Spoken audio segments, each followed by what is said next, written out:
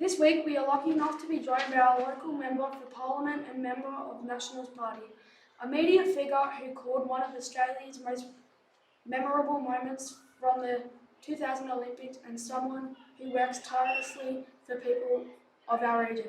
This week we give to you Mr. Dugald Saunders. Thank you for being a guest on Radio GPS. We appreciate you giving us your time today.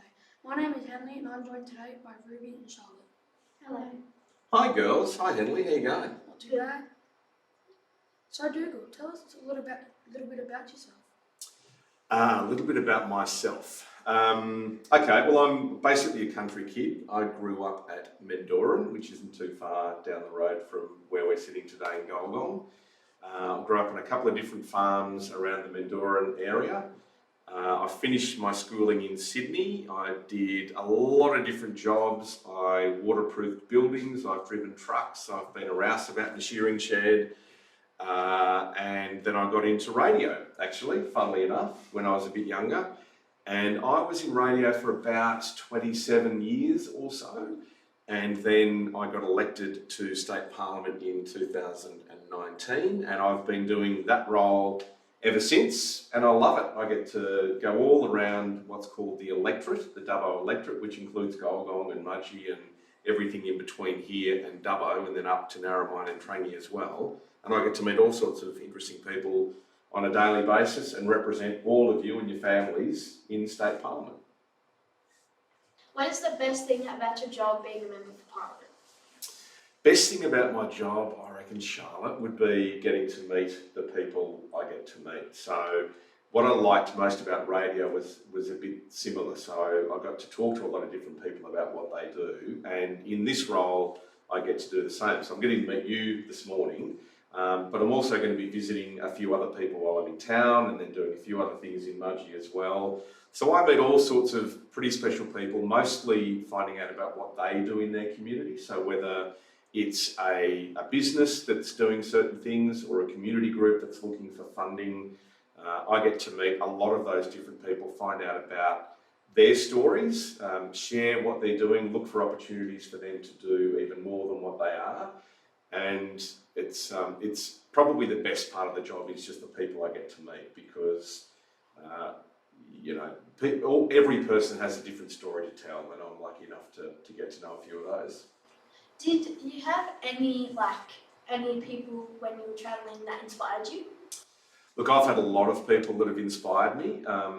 Actually, my mum is one of them who inspired me. She was a community nurse at Mendoran and she ran a children's charity for a number of years. So she was a pretty big inspiration. But I've also met a lot of people that I guess you just pick up little bits and pieces along the way, and some of them are people that not many people know, like they're hidden away in the community a bit. But you pick up little bits and pieces of their life story and think, that maybe is an example of how I should do things differently or how I should behave in those sort of circumstances. And look, it's easy to be inspired by famous people. You've interviewed some famous people in this podcast, but it's the people that are a little bit hidden away that have often got really compelling stories and really good bits of advice, and you just learn from being around them. So I've got a lot of those that I've met over my entire life, and that's, as I said earlier, that's part of what I really love about being able to do what I do. In your speech to Parliament, you said MPs have the ability to make the difference in people's lives, and that is something that brings MPs joy.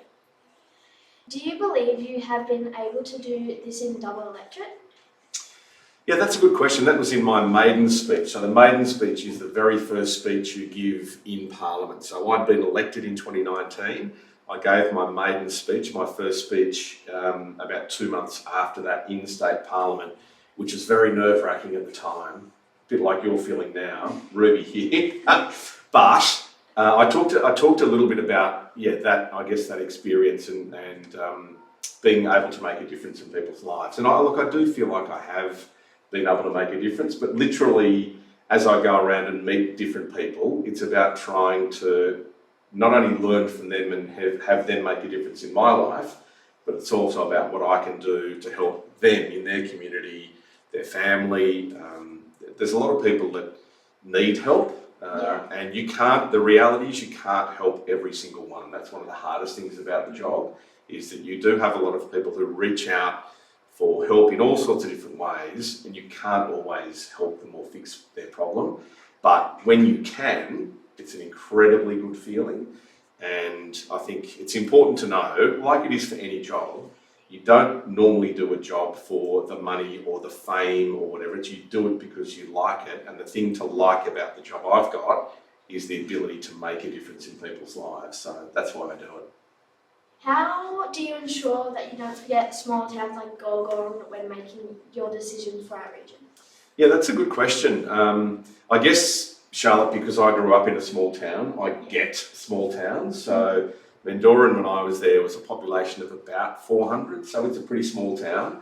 I went to school in a school that was probably even a bit smaller than Goulburn, although it was a central school, so it had the high school up to year 10 and the primary school all on the same site.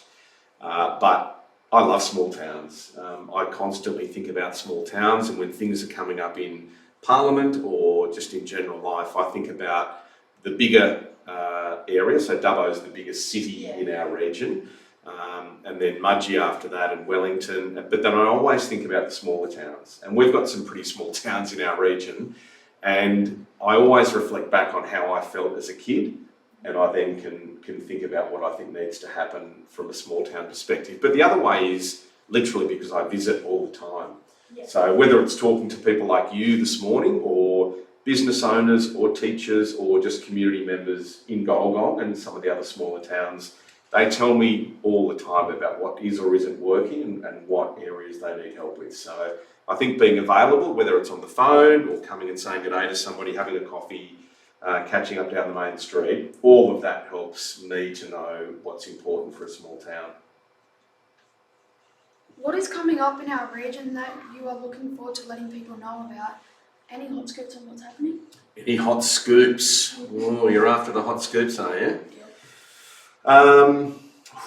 Gee, I could tell you, but I'd have to kill you, I reckon. That's no, look, I think there's so many things happening in our region at the moment. And look, one of the exciting ones, and I was there just recently when Mudgee hosted an NRL game, the Glen Willow redevelopment for not just Mudgee but for the entire region has been really good. And the second part of that, well, it's not really the second, it's probably the third or fourth part of that redevelopment, is a training camp and accommodation facility on site at Glen Willow. So that will mean that literally teams of all shapes and sizes and age groups will be able to come to Mudgee, stay there, do their training and do high performance training.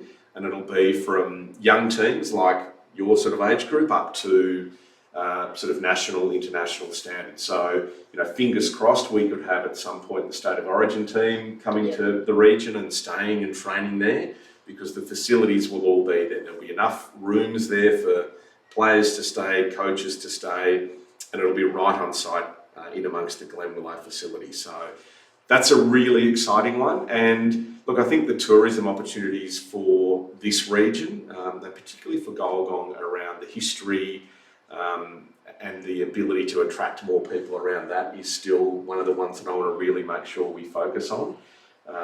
And look, as an opportunity, or to provide the opportunity, I think, for more people to know what is important about regional areas and some of our sort of unsung heroes and untold stories. So Goulburn's a really good example of that, and no really hot scoops at the moment, to be honest, Henley, but if I have any, I'll give you a call. How's that?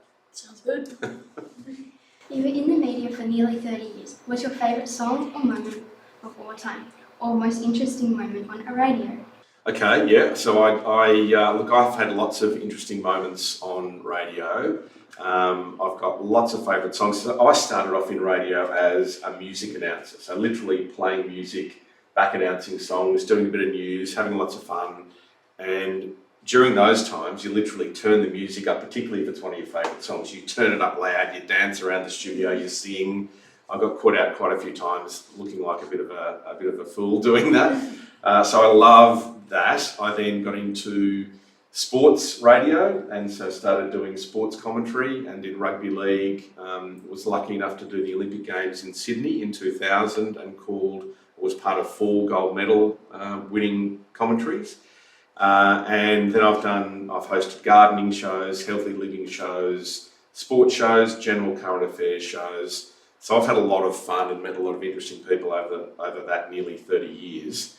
But probably my favourite moment would be a very special night in September in the year of 2000 when the Australian women's water polo team made the final in Sydney, and they were playing the United States, and it was a very tense evening. I was there by myself. There was athletics happening in the main stadium at the same time, but it had sort of had a bit of a lull, so they'd crossed to me to do the final. It was about the final 10 or so minutes of the water polo, and it went down to the last, under a second of play.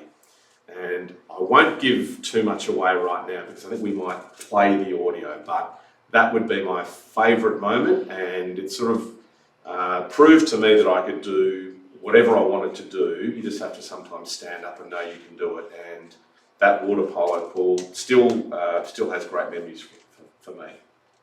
The United States, with 20 seconds left on the clock, has tied it all up. It's 3 apiece, Australia and the United States. Now, I can tell you, if it finishes in a tie, teams play 2 3-minute extra periods. And if it's still deadlocked after that, they contest an unlimited sudden death extra period. The Australians now with the ball, 3 seconds left on the clock. Can they get another shot off? It's into Gustafson. It's scored! Has she scored? Oh, no, the umpire says no. Oh, gee, the heart's in the mouth. Looked like Gustafson had got off the winning goal with a second on the clock, 1.3 seconds in fact on the clock. It goes back to Higgins. Higgins has scored! And then Higgins has scored! That's the winner! Australia's won the gold medal! Australia's won the gold medal! Yvette Higgins has landed a goal with 0.5 of a second on the clock. What a win! The crowd's gone bananas! The crowd's gone bananas! The umpires are still looking. Have they awarded the goal? Don't tell me they haven't awarded. Yes, they have! Yes, they have! Australia wins. Yvette Higgins a hero. Australia 4, the United States 3. A gold medal to Australia in women's water polo. What do you get up to outside of work? Outside of work, my outside of work time is a bit limited these days, to be completely honest, Ruby. But I just love to spend time with my family. We were involved in show jumping fairly heavily for quite a number of years. I've got a small farm. We've still got a couple of horses there. I like spending time outside, doing a bit of stuff with the horses and a bit of stuff in the garden, and just spending time with friends and family. I used to love playing golf. I don't really have enough time for golf anymore, but maybe at some point I'll find enough time to do that. But I do spend a lot of time literally travelling around the regions, making sure that people know that I'm there and there to help them out. Thanks so much for your time. We've loved having you on our podcast and hearing your stories. Well, it's my pleasure, Henley. Nice to meet you this morning, and Ruby and Charlotte. Thank you for asking those questions. And what do you guys love about doing this, Henley? What do you love about doing a podcast? I just love meeting people around the world and interviewing them. Yeah. Now, Ruby, this is your first time, isn't it? How have you found it? Yeah, interesting and fun. Yeah. And Charlotte, you've done a few now. You're a bit of an old hand. I don't know, it's just weird like meeting all new people that aren't your age, that are a lot older and that have more experience in life than you do. Yeah. Well, look, thank you all for having me. I've really appreciated being here and look forward to catching up in the future. Sounds good. Thank you. Thank you.